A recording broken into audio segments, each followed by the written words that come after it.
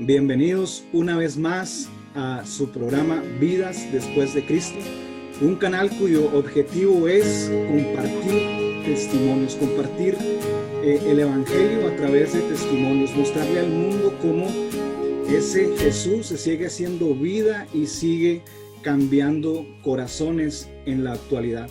Y hoy tenemos un invitadazo de lujo, un invitado que tengo más o menos, hace como 5 años lo miré, ya no lo he vuelto a ver físicamente y hoy tengo el gusto de verlo, aunque sea por estos medios de la tecnología.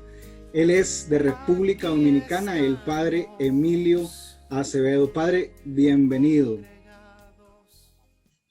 Buenas noches con todos ustedes. Es un placer estar aquí y poder llevar palabras de esperanza a tantos corazones tan necesitados de ella.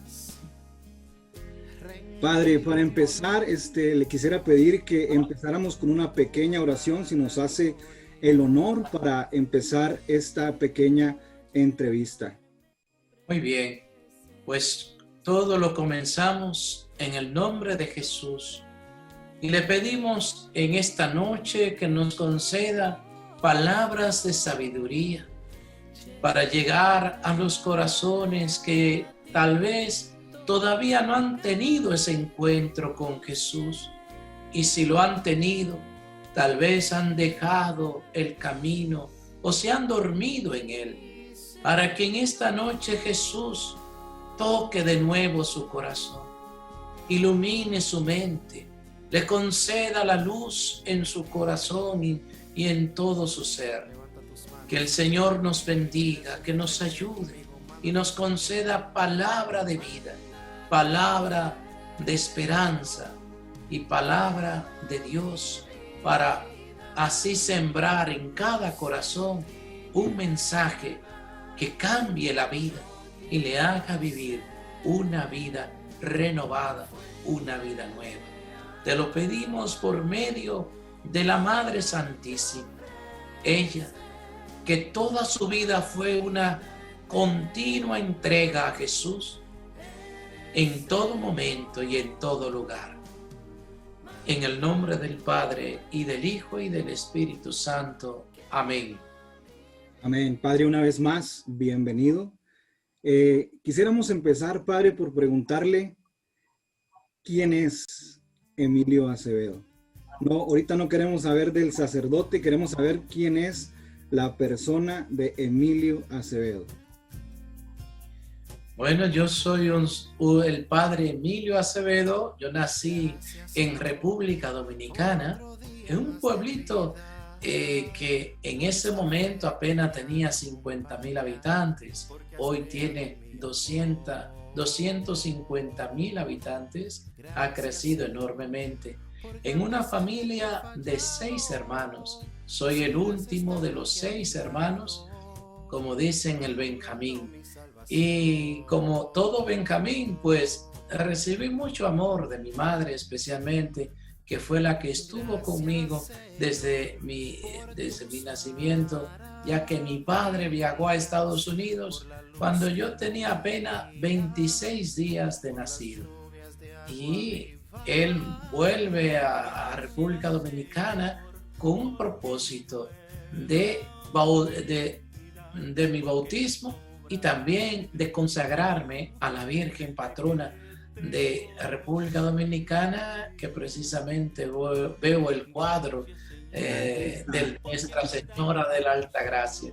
Pues yo fui consagrado a ella desde mi más tierna edad y le doy gracias a Dios.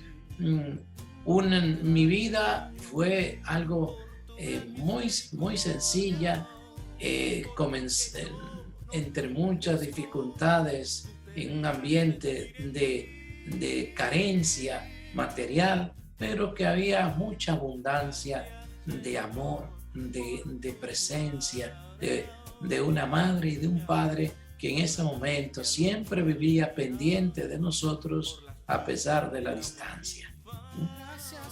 Crecí hasta los 15 años en República Dominicana y tuve después la oportunidad de viajar a Estados Unidos. Mi padre nos solicitó, nos dieron la visa y viajé a Estados Unidos a los 15 años. Y es curioso, ya contaremos sobre ello, cómo es donde yo menos lo esperaba. Fue donde me encontré con Jesús. Padre, antes de llegar a ese punto del antes y el después de Cristo, quisiéramos saber un poquito de su niñez. ¿Cómo creció su niñez? ¿Usted tiene un recuerdo de su niñez? ¿Cómo vivió su niñez? Siempre en mi niñez, yo le decía a mi madre que iba a ser sacerdote. Yo fui tartamudo, no hablaba bien. Me costaba mucho hablar. Y eso creó en mí una timidez muy marcada, de tal manera que no era de mucho hablar, más escuchar. ¿Ya? Entre los amigos siempre fui considerado como el amigo con el que se podía confiar, ya que no hablaba mucho.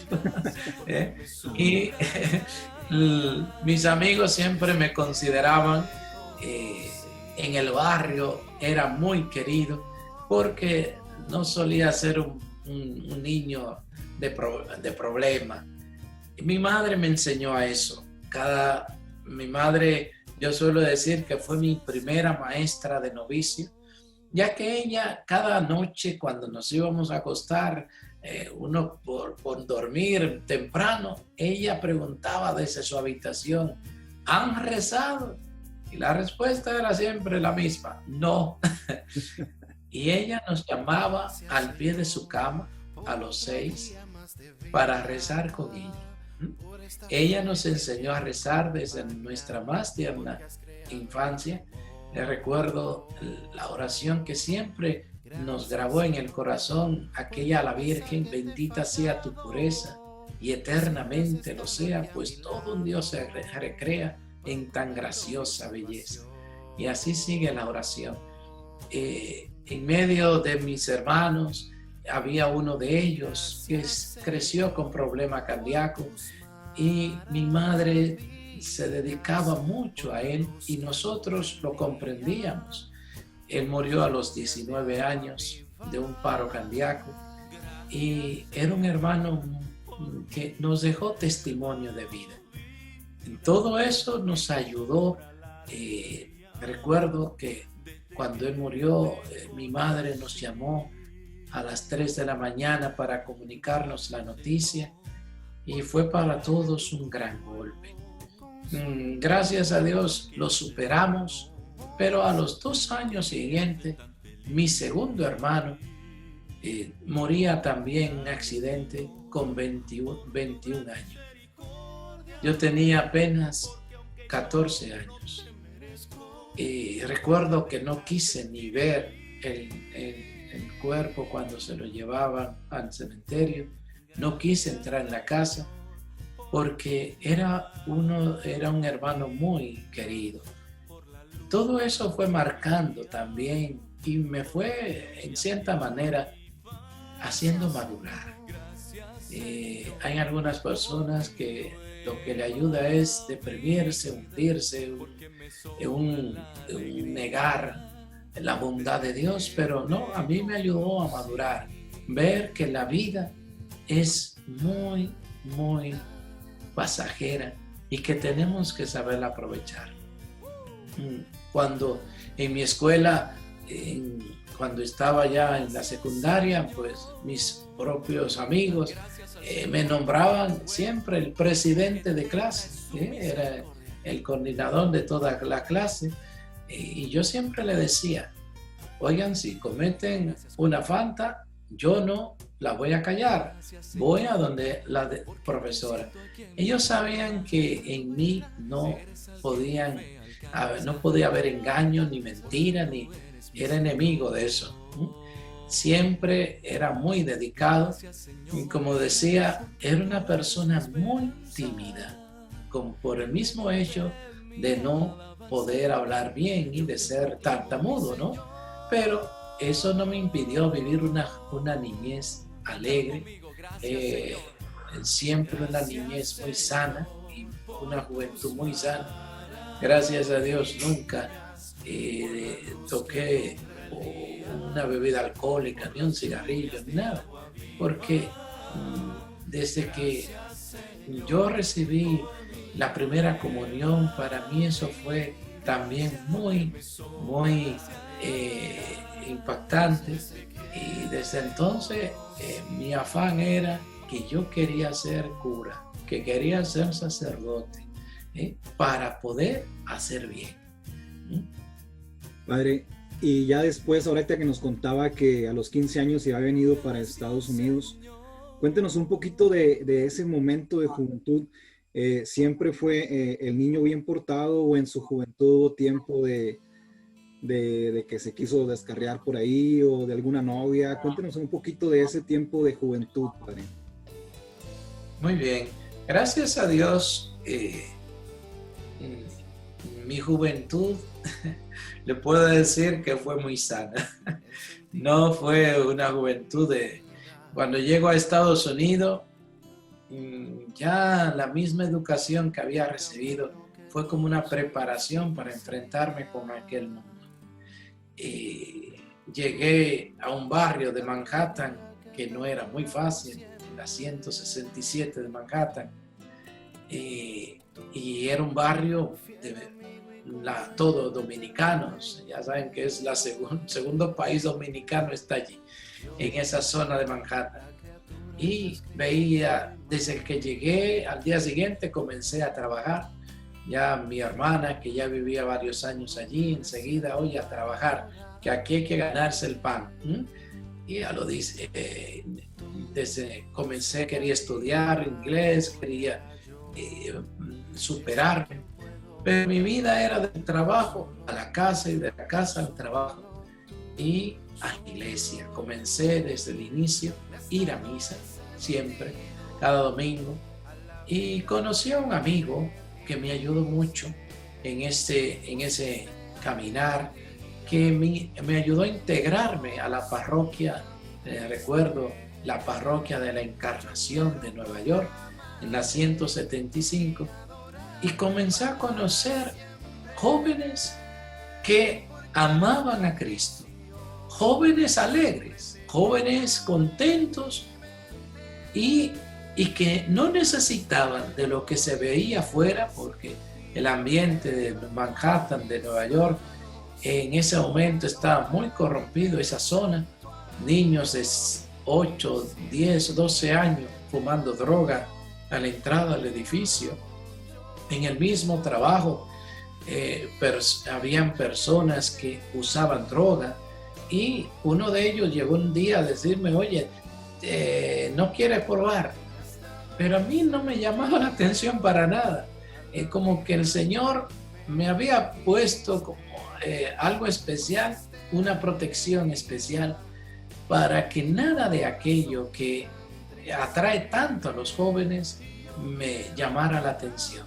Sí me llamaba mucho la atención y comencé a leer muchos libros, a leer la vida de los santos, a participar más en el ministerio de los jóvenes.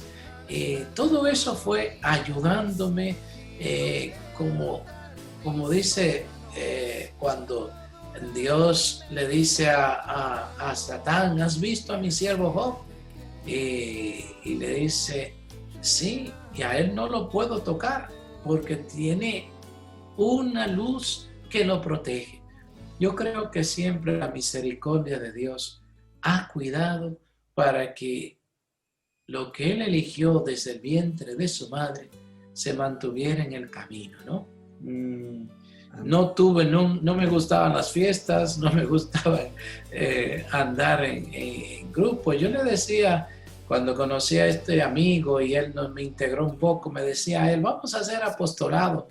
al parque, vamos a hablar con los jóvenes de que están en la droga, en el alcohol. Y yo le ponía una condición, muy bien, yo voy con una condición, ustedes hablan y yo rezo. No me gusta, es decir, para mí el hablar no era lo mío era estar callado y hacer las cosas que podía hacer. Pero eso no me impedía ser una persona activa. Mi trabajo me conocían como muy responsable y muy dedicado a las cosas.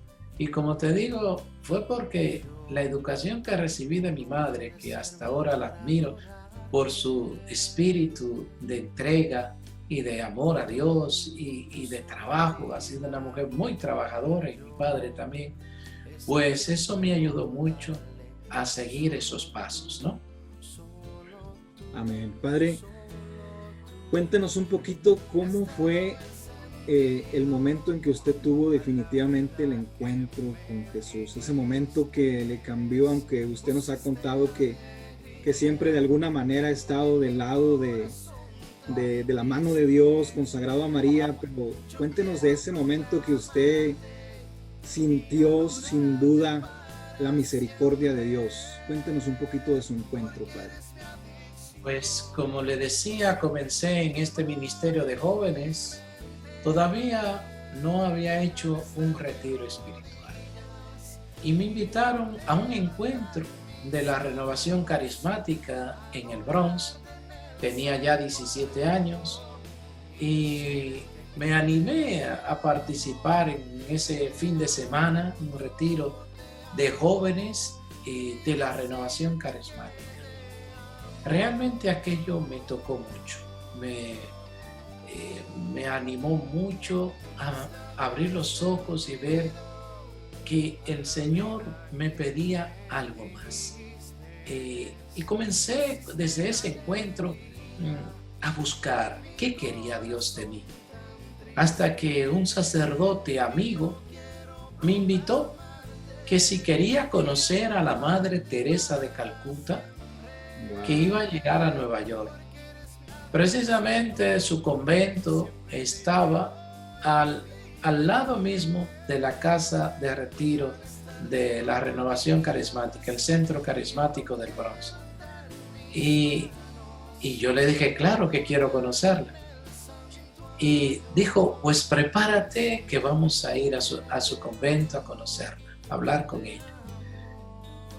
Yo pensaba en esa entrevista, conocer a la Madre Teresa de Calcuta. Cuando llegamos al convento, tocamos la puerta y para sorpresa nuestra, la que nos abrió la puerta fue la misma Madre Teresa de Calcuta, con una sonrisa que nos decía, adelante, bienvenido a su casa. Y recuerdo que el padre le dijo, este joven, apenas 17 años tenía, iba a cumplir 18, madre, quisiera hablar con usted para que usted lo aconseje. Y ella me llevó a su despacho, un despacho muy sencillo, y me sentó a su lado. Y comenzamos a hablar y yo le conté las inquietudes que tenía, que cómo podía yo servir a Dios. Y la Madre Teresa me miró con aquella mirada penetrante que ella tenía. Me agarró de la mano y me dijo, tú serás sacerdote. Amén. Para mí, le puedo decir que desde aquel día nunca he dudado de la llamada de Dios. Nunca. Y eso que ya llevo 35 años desde que entré al seminario. 35 años de vida consagrada y de ellos 27 años de sacerdote. Fíjense, con una sola palabra de la Madre Teresa, tú serás sacerdote. Desde ese día ya yo sabía lo que tenía que hacer. Y me dediqué a buscar el dónde, a lograr ese objetivo. Yo todo esto lo hacía, no hablaba con nadie, ni con mi madre le decía. Yo cuando todo esto lo llevaba en silencio y ahora comprendo que los toques de Dios se trabajan en el silencio, como María, hasta que como una luz estalla e ilumina a los demás. Y cuando hice otro retiro, un retiro en silencio, y ese retiro me ayudó, fue la confirmación de ser sacerdote misionero. Y hablé con el sacerdote que estaba dando el retiro y me invitó a que podía entrar como una vocación misionera a ir al seminario a estudiar. Yo, sinceramente, no lo pensé 2 veces. Tenía trabajo, como era muy responsable, me iban a subir de puesto, me iban a pagar más, me iban a ofrecer. Yo tenía mucho camino por delante humanamente para poder crecer. Pero todo eso es como cuando sale el sol, desaparecen las estrellas. Las estrellas de lo material, las estrellas de la vanidad, las estrellas, todo eso desaparece cuando el sol aparece. Y para mí apareció el sol. Y todo lo demás ya era secundario. Comencé a prepararme y en esa preparación conquisté a 6 jóvenes más, como un San Bernardo. Ya Jóvenes. Sí. Y cuando llegó el día de viajar, ya le dije a mi madre, mamá, me voy al seminario porque quiero ser sacerdote. Y ella me dice, pero hijo, ¿lo has pensado bien? Sí, mamá. Mis hermanos no querían en ese momento, decían, ¿cómo vas a dejar a nuestra madre sola si tú eres el más pequeño y todo eso? Y ella le dijo, mi hijo ya tomó una decisión y yo lo apoyo. Y claro, habló la jefa, todo el mundo callado. Yo decidí entrar al seminario 4 días antes de cumplir 18 años. El día de San Francisco de Asís, 4 de octubre. Y me fui ese día, 4 de octubre, a Puerto Rico con 6 jóvenes más, a comenzar una nueva experiencia en la vida. De los 6 que fueron conmigo, solo uno es sacerdote en Guatemala.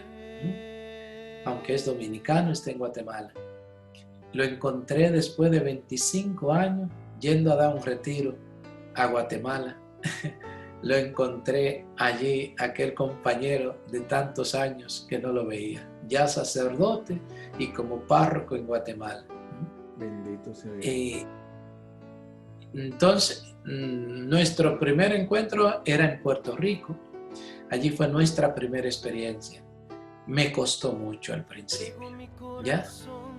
Había sido el niño mimado, el hijo último, el Benjamín de la casa, y dejarlo todo y comenzar una vida nueva no fue fácil, ¿ya? Y había momentos difíciles en que lloraba, extrañando también, y decía, Señor, esta es tu voluntad. Y aunque me cueste lágrima, yo lo voy a hacer. Y gracias a Dios eso se superó. Eran los primeros meses. Y allí en Puerto Rico estuve 5 meses con el noviciado y pasé después a España. En España, mi llegada a España fue un nuevo mundo. Yo veía como que llegaba a donde nació nuestra fe. Llegué a un seminario que era un semillero de vocaciones, había más de 100 seminaristas, un seminario de mucha austeridad, pobreza, que me ayudó muchísimo a madurar y a crecer y a servirle al Señor en las buenas y en las malas, en la salud y en la enfermedad, poniéndolo a Él por encima de todo a pesar de los sacrificios. Fue una gran preparación. Pero fíjense, cuando llego al seminario, con 18 años y unos meses, comencé los estudios y no fue fácil. De tal manera que a los pocos meses tuve que suspender los estudios de filosofía para dedicarme solo a humanidades, a estudiar literatura, todo lo que es, porque no estaba al nivel de los estudios en ese momento que se estaban impartiendo en el seminario. Yo nunca lo vi como un fracaso, sino como una etapa más de la vida. Duré 2 años estudiando solamente latín, griego y español. Pasaban los años, fui encargado de un albergue de niños que eran terribles, fueron mi santificación. Nos quemaron el granero, nos mataron el perro, nos hacían de todo. Para mí, eran, en vez de niños maltratados, era seminarista maltratado. Y todo eso iba pasando el tiempo hasta que un día me llaman y me dicen, ya vas a comenzar a estudiar la filosofía. Y le entré con tantas ganas que lo que se tenía que hacer en 6 años, lo hice en 4. Estudié en tiempo de estudio, en tiempo libre, de noche, dormía poco y podía estudiar más. Y gracias a Dios, todo en los exámenes muy bien, todo se fue superando de una manera increíble. Encima era encargado del seminario en disciplina, en varias cosas. Siempre vivía activo. Algo que me ayudó mucho fue nunca tener tiempo de ocio. Nunca tener tiempo de ocio. Siempre estar ocupado. Es muy difícil que una persona que está siempre ocupada entre en pensamientos negativos o que el demonio pueda fácilmente zarandear. Por eso nuestra juventud metida en una habitación solo con un internet, con un televisor, con un celular, es que claro, fácilmente caen las garras. Pero a mí me ayudó mucho estar siempre ocupado. En mis tiempos libres vivía trabajando, vivía siempre haciendo. Y siempre estar alegres en el servicio. Pues, gracias a Dios, la tartamudez desapareció. Como una gracia de la Virgen. Una gracia de ella fue... y comencé, y fíjense que como yo no sabía hablar, cuando ya uno tenía 2 años en seminario, iba a predicar a los pueblos de España. Pero a mí nunca me mandaban, porque no sabía hablar bien. A los seminaristas, después de 4 años de estudio, los mandaban 1 año a las misiones. A mí no me mandaron, porque no veían que fuera a hacerlo bien. Fíjense, de tal manera que cuando todos los seminaristas leían en el comedor durante lo que los demás comían, a mí no me ponían a leer porque leía mal. Y no me ponían a predicar porque no tenía el don de predicación. Y así, pero es curioso que nada de eso me intimidó ni me traumó. Aceptaba mis límites y seguía adelante. Porque a mí solo yo tenía algo que era el contarle que yo sirva a Dios. No importaba si yo era el cocinero del seminario, o el lavaplato, el lavandero. con tal de que yo estuviera sirviendo a Dios. ¿Eh? Porque muchas veces creemos que el servicio de Dios solo cuando estamos en un púlpito o estamos mandando, dirigiendo. No. El que para comenzar a hacer lo grande hay que comenzar en lo pequeño. Y pasaron los años y así llegó el día que me avisan que ya seré ordenado de diácono. Es que, y digo, caramba, tan rápido ya. Sí, pues de diácono a los 23 años. A los 23 años iba a cumplir 24. Porque había adelantado todo ese tiempo que no se había aprovechado al inicio, se aprovechó luego. Y a los 5 meses a los 4 meses de ser ordenado diácono, fui ordenado sacerdote.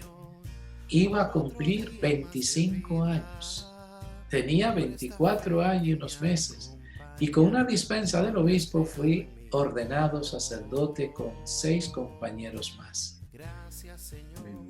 Yo le pedí, había leído que lo que pida un sacerdote en su primera misa, el Señor se lo concede.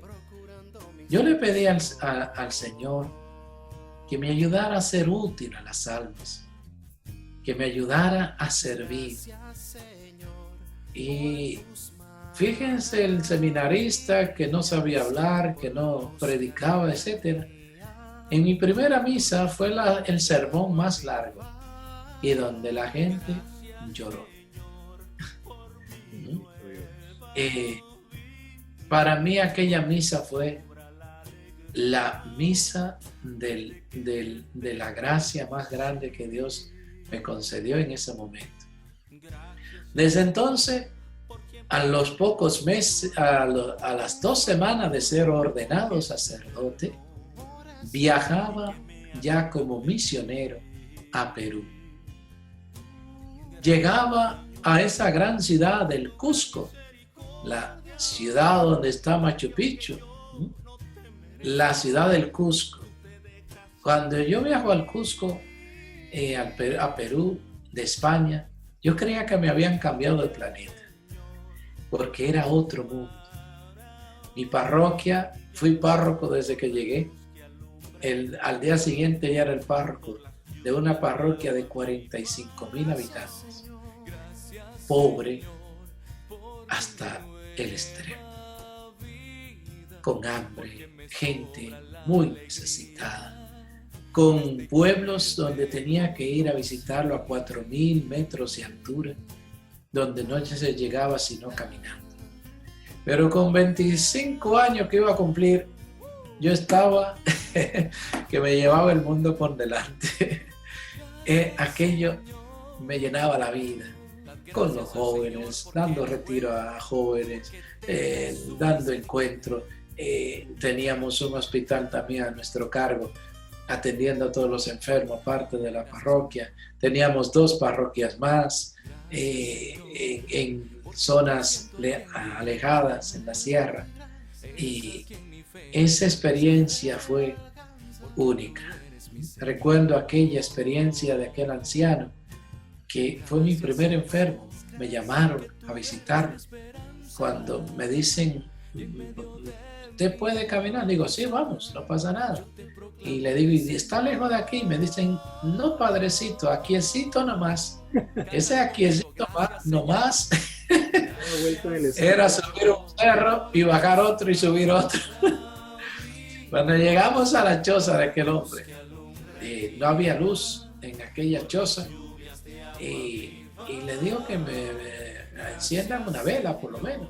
Me traen una vela, y cuando yo se la pongo en el rostro de aquel campesino, aquel pobre, me quedé sorprendido, porque aquel hombre no tenía nariz, no tenía media labios, sino un agujero lleno de gusano.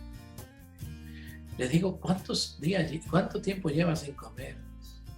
Y me dicen los hijos, lleva 6 días sin comer. Yo le digo al enfermo en quechua, que es el idioma que ellos entienden, confesar en quichu. Y me dice, Ari, papá, y sí, padre. Lo confesé, le di la unción. Y le prometí volver al día siguiente, llevándole la Eucaristía. Y cuando volví al día siguiente había muerto. Pero había recibido la gracia de la confesión y la unción de los enfermos. Eso fue también otro incentivo de seguir sirviendo. Yo me caminaba a todos los barrios, era imparable. Y a pesar de estar viviendo a 3.800 metros de altura, no me daba ni mareo ni nada, andaba como si estuviera en la parte llana. Desde allí viví 1 año y 3 meses, pasé a la segunda ciudad de Perú, Arequipa, a una parroquia de 80,000 habitantes. Iba a suplir a otro sacerdote que estaba enfermo. Aquella parroquia, los sacerdotes no duraban más de 3 años porque terminaban gastados, enfermos de tanta actividad que había. 18 ministerios parroquiales, 200 jóvenes en el grupo juvenil. Era un apostolado intenso, más de 1,000 bautismos cada año, con unos 500 matrimonios. Eso era toda la semana. Pues fui a suplir al sacerdote por 1 mes, pasó 1 mes, pasó 2, 3. A los 3 meses pregunto qué ha pasado, que no llega el sacerdote que era el párroco. Y me dice, usted no lo sabe. Digo, ¿qué cosa? Que usted es el nuevo párroco. Y me quedé de párroco, lo que fui por 1 mes, duré 15 años. 15 años de párroco en aquella parroquia que fue una parroquia muy bendecida. En Sacramento iban 5,000 personas a misa los domingos, en tres misas, iban diario 4 horas de confesiones, los domingos 7 horas de confesiones. Eso era incansable. Pero el Señor fue preparándome y dando la gracia para ir logrando. Se pudo poner un canal de televisión, una emisora de radio, un comedor, se pudo poner un politécnico de aprender en soldadura metálica, un colegio. En esos 15 años se trabajó duro y parejo, especialmente por los más pobres. Padre, en estos años que tiene usted como sacerdote, ¿cuál considera usted que ha sido su más grande satisfacción? El servir a Dios. Cuando realmente el servicio a Dios tiene su recompensa, y es una recompensa que llena la vida. El poder servir a los demás. Servicio a Dios que se refleja en el servicio a los demás. Eso es fundamental. Cuando una persona comienza aburrida, triste y se deja llevar está perdiendo el horizonte. ¿A quién sirve? Es lo primero que tenemos que preguntarnos. ¿A quién yo estoy sirviendo? Porque si le sirvo a Dios, no le puedo estar sirviendo de mala gana, como dice el apóstol San Pablo. Todo lo que hagan, háganlo de buena gana. Y nunca me he considerado que soy el protagonista, sino siempre un servidor que es de Dios para los demás. Padre, y ya que hablamos de su mayor satisfacción, ahora vamos a ver el lado contrario. En este tiempo como sacerdote, ¿todo ha sido miel sobre hojuelas? ¿O ha habido momentos difíciles, momentos tristes, momentos que en su humanidad le den ganas de, como decimos en México, aventar la toalla, momentos de desánimo, momentos de querer no sé, decir no puedo más? ¿Han habido esos momentos en la vida del padre Mili? Te puedo decir que ha habido muchos momentos difíciles y no ha sido tanto que con Dios, sino el trabajo con la gente. Hay gente difícil y a veces le hacen la vida a uno bien difícil. Ya hay gente que juzgan, que critican, que condenan, que parece que le gusta llevar la contra. Siempre hay gente que santifica. Yo le llamo, suelo decir que hay santificados y santificadores. Siempre ha habido personas que uno esperaba más de ello y han fallado. Eso causa tristeza. Siempre ver jóvenes, personas de entrega que fallan, que se alejan, y a veces cuando uno ve que predica y que habla y que dice, la gente como que tiene los oídos hondos y vuelve a repetir el mismo error. Pero siempre, como te digo, nunca ha tenido ese desánimo de tirar la toalla, sino que al contrario, cuando me he visto en momentos difíciles, y cuanto más difícil, mi refugio ha sido la oración y la fortaleza de Dios. No es fácil cuando uno tiene ideales, deseo de servir y es juzgado como que uno busca solo interés.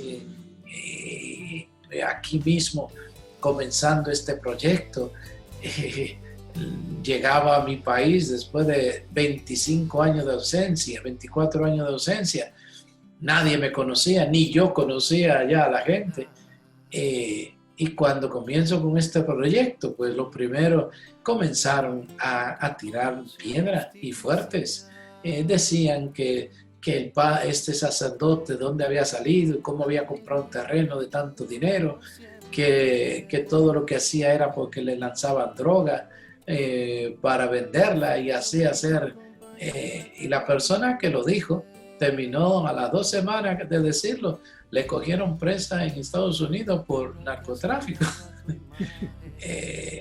Hay personas que han juzgado y han condenado muy fuertemente, y que después de haber visto las obras en estos 11 años que llevamos aquí trabajando duro y parejo, muchos de ellos se me han acercado y pedido perdón llorando, viendo que juzgaron sin conocer y sin saber. Pero como te digo, lo más difícil son las personas.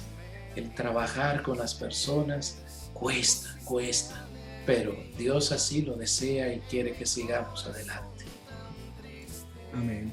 Padre, estamos viviendo momentos difíciles, momentos de pandemia, acostumbrándonos a vivir de una manera diferente. Y esta es una pregunta que me han hecho muchas personas que quizás no tienen una fe firme o no tienen un conocimiento de la fe. Y me hacen esta pregunta: ¿dónde está Dios en la pandemia? ¿Qué está haciendo Dios? Es lo que a mí me pregunta. Yo suelo decirle a las personas, cuando los hijos están necesitados, ¿dónde está la madre con ellos? O mejor dicho, si preguntáramos dónde está la madre, está con los hijos que lo necesitan. Y Dios está más cerca de nosotros que antes de la pandemia, porque Él no está donde lo merecen, sino donde lo necesitan. Yo le doy gracias a Dios por esta pandemia en cierta manera, no porque me alegre por la muerte de tantas personas, por la enfermedad de muchos, sino porque la familia se estaba desintegrando cada día, a paso agigantado. Nadie tenía tiempo para nadie. Y el Señor sabe sacar bien del mal. Él no quiere el mal, lo permite. Como un papá no quiere que el hijo esté en la droga, pero el hijo es terco. El hijo se revela. Y el hijo del padre, del hijo pródigo, no quería que el hijo se fuera lejos. No quería que tú tomara ese camino. Pero Dios respeta el libre albedrío. Y esta pandemia nos ha enseñado muchas lecciones. Nos ha enseñado a aprender a vivir con lo necesario. Nos ha enseñado a ver la vanidad de las cosas. Nos ha enseñado tanto. Yo le diría que Dios está más que nunca en medio de esta pandemia. Dios no está lejos de nosotros. Y lo he visto muchas veces. Recuerdo aquella madre que me llama desesperada porque su hijo de 30 y tantos años le dio el COVID y le dio tan fuerte que el pobre se le subió la fiebre a 41 grados. Lo metieron en una cama de hielo y ni así se le bajaba la fiebre. Y con convulsiones y con todo. Y ella me llama desesperada y me dice, padre, ¿qué hago? Y yo le dije en ese momento, su hijo no morirá. Va a salir de esta, pero para que Él le glorifique y para que le sirva. Ella me llama al día siguiente, me dice, padre, no sé qué ha pasado, pero mi hijo está sano. Porque Dios estaba orando ahí. Y lo he visto en varias personas, una persona atea que es una amiga que escucha las reflexiones que hacemos cada día en la misa. Le llevó el celular a cuidados intensivos y le ponían el celular en sus oídos. Estaba en coma, con COVID, con otras enfermedades más. Y estaba inconsciente y le pusieron el celular escuchando las reflexiones, la oración que se hacían, y era atea. Pues esta mujer ha despertado y lo primero que ha dicho, que le da gracias a Dios. ¿Y quién era ese padrecito que le ponían en los oídos? Porque ella había recuperado la fe cuando estaba inconsciente. Y ahora esta mujer se ha curado totalmente y es una fervorosa de la misericordia de Dios. Por eso le digo que yo he visto la mano de Dios. Pasa que la persona que tampoco dice ¿dónde está Dios? Pasa que yo le diría ¿dónde estás tú? Que no está con Dios. Como Adán escondido, puede decir, ¿dónde está Dios? Dios estaba ahí. Él era el que estaba escondido de Dios. Muchas personas son las que están escondidas de Dios. Ven todo esto como una desgracia, como si Dios hubiera de prometer la vida eterna acá. Y Dios no ha prometido la vida eterna acá, porque esto se acaba. Él ha prometido la vida eterna allá. Y Él solo nos dice, vivan vigilantes, preparados. Y eso hay tanta gente que todavía no entiende. Ayer mismo veíamos como en el Viernes Negro, la gente corría como loca a las tiendas a comprar, a llenarse de más cosas, cuando todavía no reflexiona. Y es como el pueblo de Israel, cuando el Señor mandaba una peste, el pueblo como que no reflexionaba. Y el Señor mismo decía, lo estoy llamando. Pero ellos más se alejaban de mí. Y el Señor nos está llamando a través de esta pandemia a una conversión y a una transformación de vida. Y a vivir la covidianidad. Ya dejemos ese anhelo de volver a la normalidad. Aprendamos a vivir la covidianidad, ¿eh? Sabiendo que aprovechar, vivir en familia, aprovechar a los nuestros.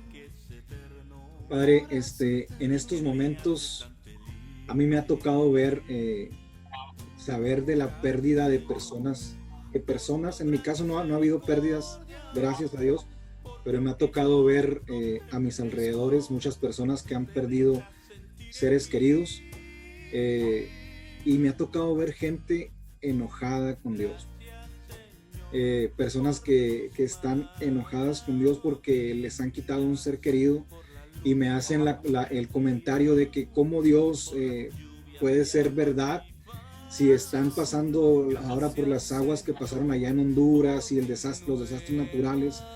Yo he visto muchas personas que están en este momento enojadas con Dios. ¿Usted qué les diría a esas personas que están enojadas con Dios, Padre? Yo le diría que ese enojo, esa amargura, es peor pérdida, diríamos, que la misma pérdida de nuestra querida, porque ha perdido su paz interior y ha perdido ese espíritu que nos fortalece. Yo le diría a esas personas que más que enojarse con Dios, aprendan como Job a decir: Dios me lo dio, Dios me lo quitó, bendito y alabado.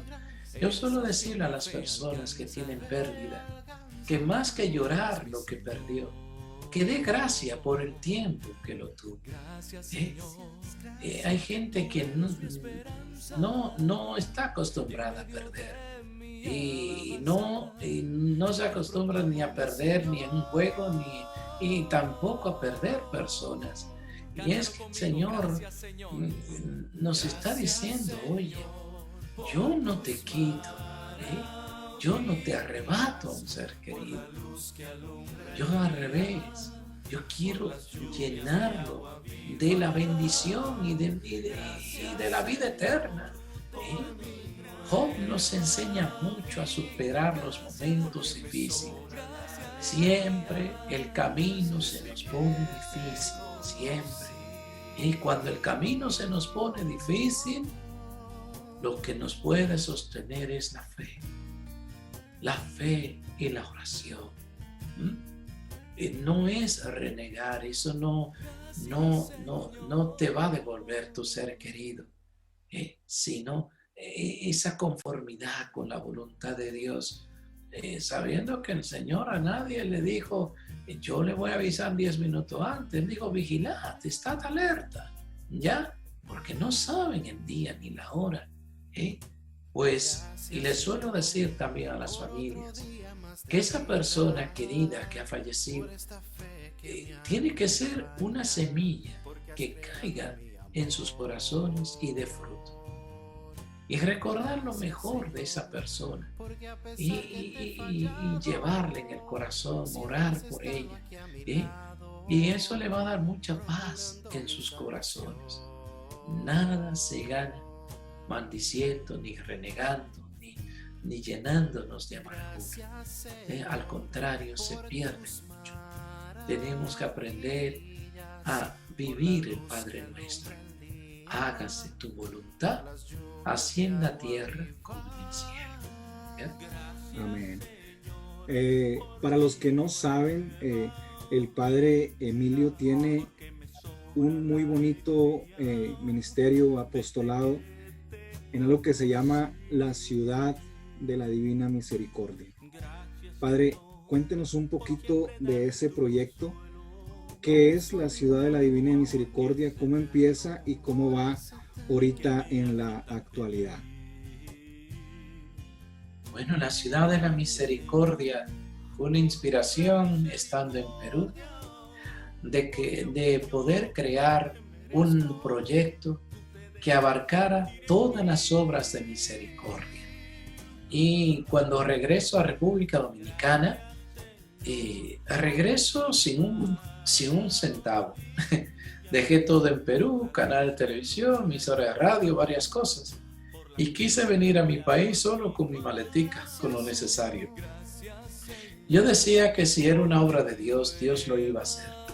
Y esta obra de la misericordia ha sido realmente una obra de Dios, porque comenzamos desde cero.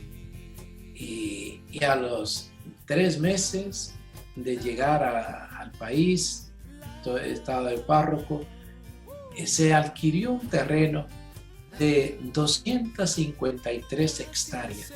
Eso significa 2.530.000 metros cuadrados. Es decir, es un mundo. Sin un peso en los bolsillos.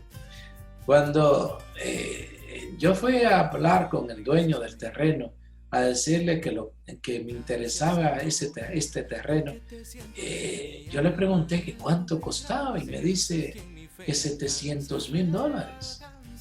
Y yo digo, solo tengo dolores, no tengo nada. Y le digo, pero ¿cuándo usted me lo puede dejar a mí? Y me dice, bueno, padre, en peso de aquí eran 25 millones de pesos. Y me dice, padre, yo se lo puedo dejar en 20 millones de pesos. Digo, bueno, y dígame usted una cosa, ¿y en cuánto se lo puede usted dejar a Dios? Si a mí me bajó 5 millones, tiene usted que bajarle a Dios. Y me dice, bueno, padre, usted no es fácil. Porque como le decía, yo era muy tímido, ahora soy muy temido, ¿ya? Le decía, me dice, padre, se lo voy a dejar en 18 millones de pesos. Y le digo, bueno, ahora viene la segunda parte. ¿Cuántos plazos me da usted para pagarle? Y el hombre me mira y me dice, ¿usted no tiene el dinero? Digo, no tengo ni un peso ahora mismo. Solo tengo deuda que me dejó el anterior párroco. Y me dice, ¿usted viene a comprar un terreno sin dinero? Pues así son las obras de Dios, le digo. Y me dice, bueno, le voy a dar 3 plazos. 9 millones en una semana, 2 millones a los 3 meses y 7 millones al año. Yo me agaché y digo, Señor, ¿qué hago?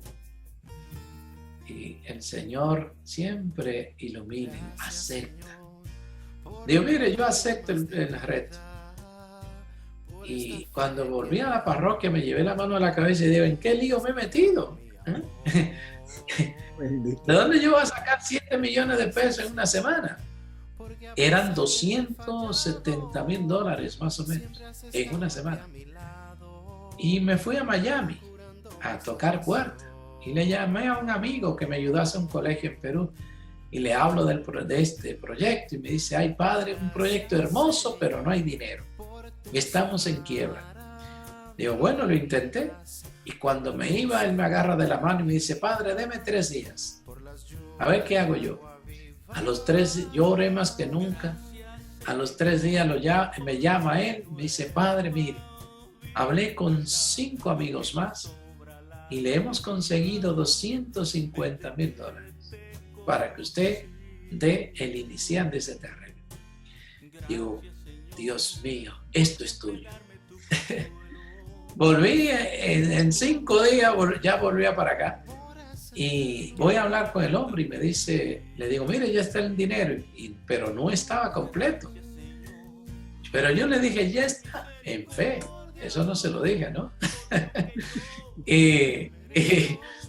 y cuando elegimos el día 13 de mayo para comprar un terreno, y ese día suben el dólar a 36 pesos por dólar. Y en 250,000 por 36 son 9 millones. Ni un peso más, ni uno menos. Wow. Y al día siguiente se compró el terreno el 13 de mayo y al día siguiente bajaron el dólar. Solo lo subieron para el 13 de mayo. Y desde el 13 de mayo del 2009 comenzamos una gran aventura de la misericordia de Dios. Un terreno que solamente había hierba, pero inmenso y hermoso. Es realmente hermoso, con valle, con montaña. Y comenzamos con una choza. Ahí fue nuestra primera misa y nuestra primera Navidad. Y comenzamos pues recogiendo al primer anciano de la calle y ya han pasado más de 100 ancianos. Comenzamos con el santuario, se hizo el santuario, la casa de retiro, una librería, un oratorio, un multiuso para 2.000 personas. Y en estos 11 años han pasado por la ciudad de la Misericordia más de 200.000 personas del país y de fuera. Y esas personas han recibido gracias y bendiciones en abundancia, curaciones, niños que eran paralíticos salieron caminando, personas con cáncer han salido curadas. El Señor sigue haciendo maravillas en esta ciudad. Nuestro objetivo es poner colegio, poner universidad o tecnológica, poner hospital, poner casa para drogadicto y alcohólico, poner canal de televisión, emisora de radio. Es todo una gama de proyectos que abarque toda la necesidad del hombre de hoy. Y tiene como objetivo extender la mano al hombre que sufre ya física, moral o espiritualmente a través de las obras de misericordia. Una obra que está compuesta para sacerdotes, religiosas y laicos que quieran consagrarse a la misericordia de Dios. Padre, ahorita a donde va el proyecto, ¿cuáles son las obras de misericordia que ya se imparten o que ya se brindan en la ciudad de la Divina Misericordia? Actualmente tenemos un hogar de ancianos que ya han pasado más de 100 ancianos. Ancianos muy pobres, muy necesitados, vivían muy solos. Nosotros mismos hemos tenido a veces que irlo a recoger, sacarlo de su choza y traerlo para darle dignidad.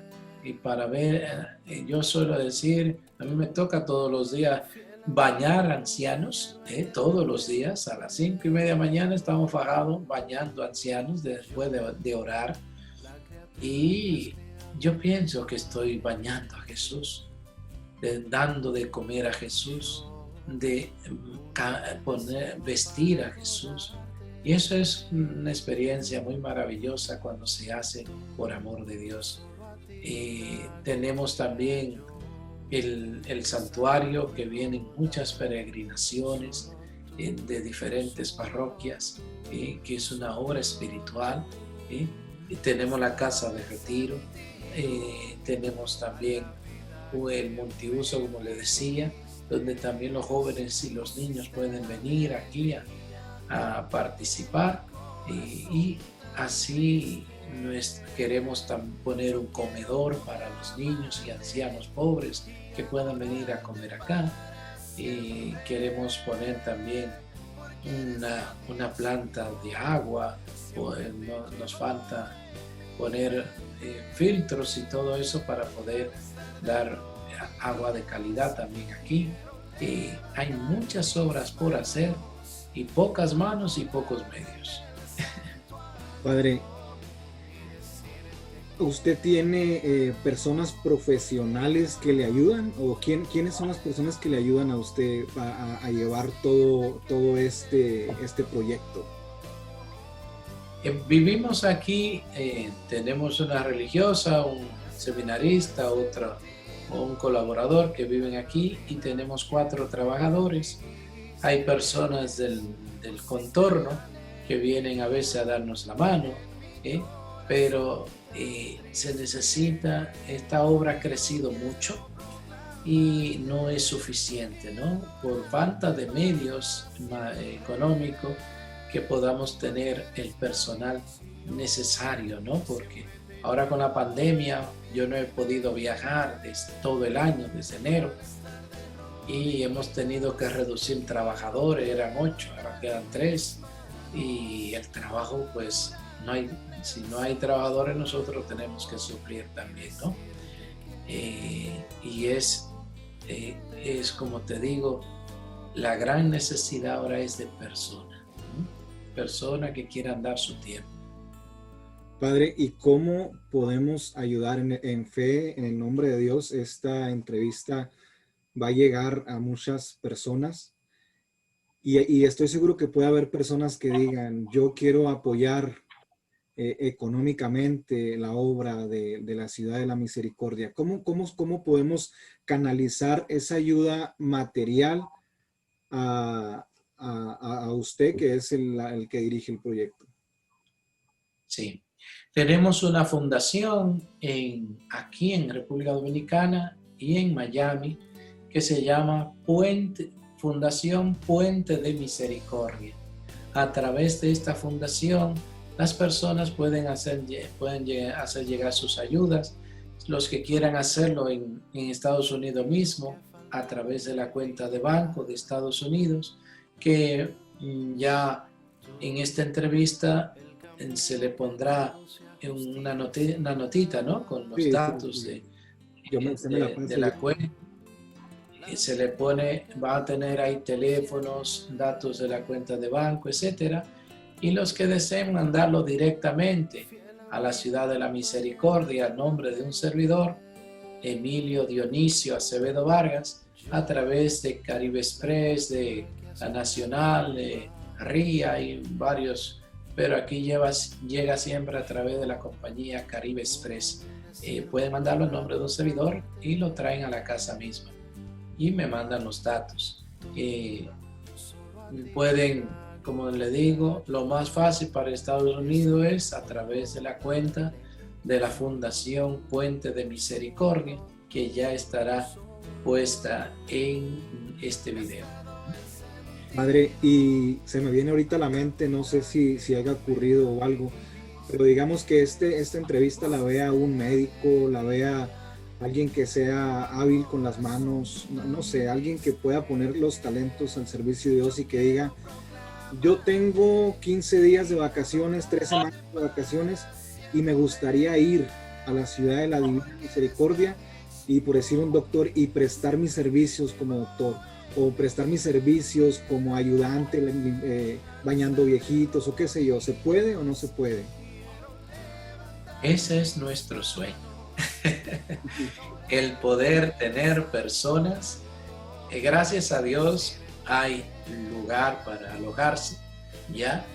Y siempre el que viene tiene que venir con un espíritu misionero de sacrificio, ¿ya? No viene a un hotel, ¿ya? Sino con sacrificio. Y cuánto agradecería yo. Aquí necesitamos médicos, enfermeras, electricistas, ingenieros, arquitectos, gasfiteros, necesitamos albañiles, necesitamos todas las profesiones. Aquí se hacen, pueden servir a Dios, porque hay tanto que hacer. Y a veces jardineros, es el que vea el proyecto y lo puede ver en un video que tenemos en YouTube, busca el video Ciudad de la Divina Misericordia y puede ver lo inmenso que es este proyecto y la necesidad que tenemos de personas que quieran dar su tiempo para poder servir, ¿ya? Y si hay jóvenes por ahí que el Señor le toque el corazón y quieran tener una experiencia vocacional, pues bendito sea, será una bendición. Bendito sea Dios. Padre, ya para terminar, se nos está terminando el tiempo, y quisiera pedirle yo sé que hay varios jóvenes que tienen la inquietud del sacerdocio, pero no saben cómo acudir, no saben qué hacer con esa inquietud que tienen el sacerdote. Usted, en algo breve, ¿qué consejo les daría a esos jóvenes que están sintiendo la vocación al sacerdocio? Yo siempre le repito las palabras de Juan Pablo II: no tengan miedo. Es más lo que recibimos que lo que damos. Yo le puedo decir que el evangelio se come. El que deja padre, madre, hermano, casa, recibirá 100 veces más y la vida eterna de ñapa. Aquí le dicen de ñapa cuando uno va a comprar y dice, por favor, deme la ñapa, deme algo más.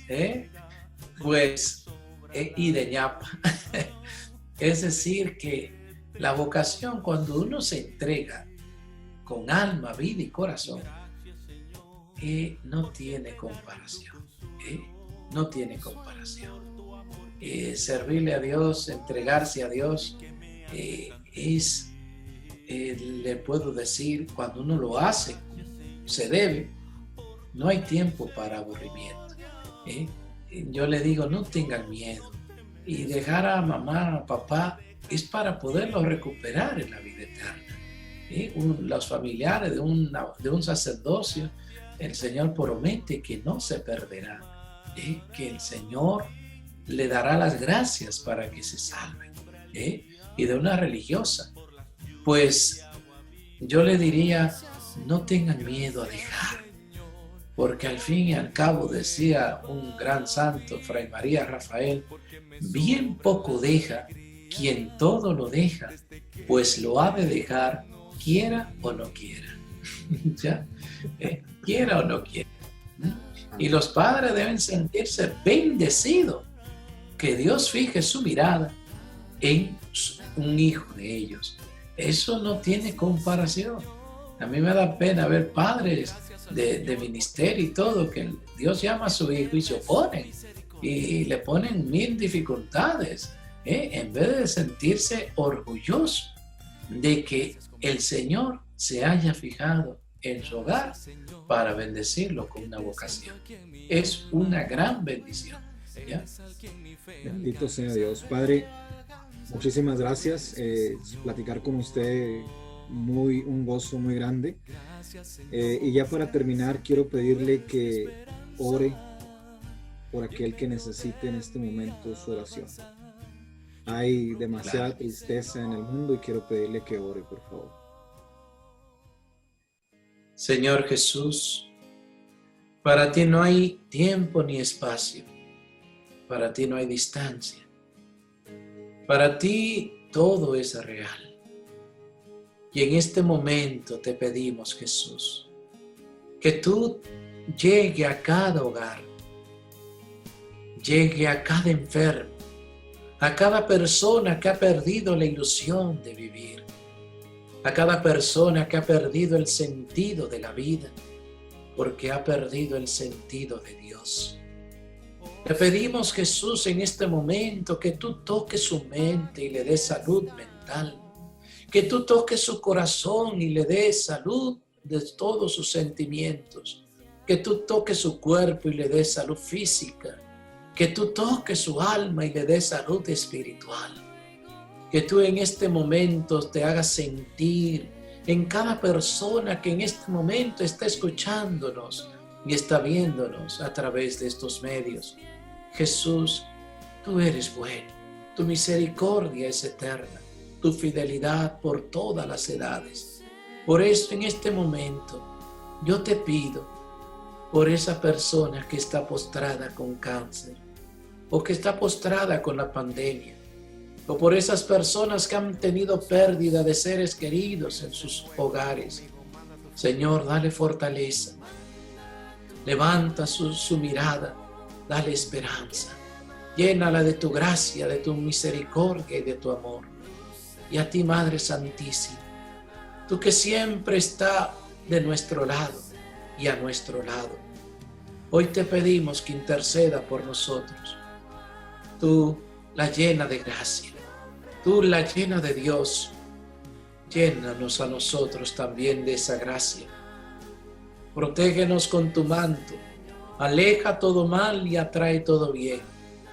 Y alcánzanos de Jesús la bendición de Dios Todopoderoso, Padre, Hijo y Espíritu Santo, descienda sobre todos ustedes. Amén. Amén. Padre, muchas gracias. Dios lo bendiga y esperemos que esta entrevista dé muchos frutos para la gloria de Dios. Ahí le pido también que cuando ore, también ore por mí y por este proyecto para que sea de bendición para el pueblo. Muy bien. Para despedirse de la comunidad. Que el Señor le siga dando la fortaleza para seguir adelante, ¿ya? Y como decía hoy en la Santa Misa, preciosamente nos dice el Señor, estén de pie. El Señor no le agrada que estemos tumbado en una cama, desanimado, deprimido. Él nos llama a levantar la cabeza porque se acerca nuestra liberación. Él nunca está desanimando, Él siempre está animando. Y hoy nos anima a mirar con firmeza y con perseverancia la vida, sabiendo que nuestra patria es el cielo. Y como suelo decir, hay que llegar aunque sea gateando. Que el Señor los bendiga a todos y mucho ánimo. Amén. Gracias a todos por haberse quedado hasta el final de esta entrevista. Esperemos que sea de mucha bendición y nos vemos el próximo 12 de diciembre va a estar en este canal también de República Dominicana. Llevamos 3 de República Dominicana. Va a estar Evelyn Matías. Gracias y Dios los bendiga y nos vemos la próxima.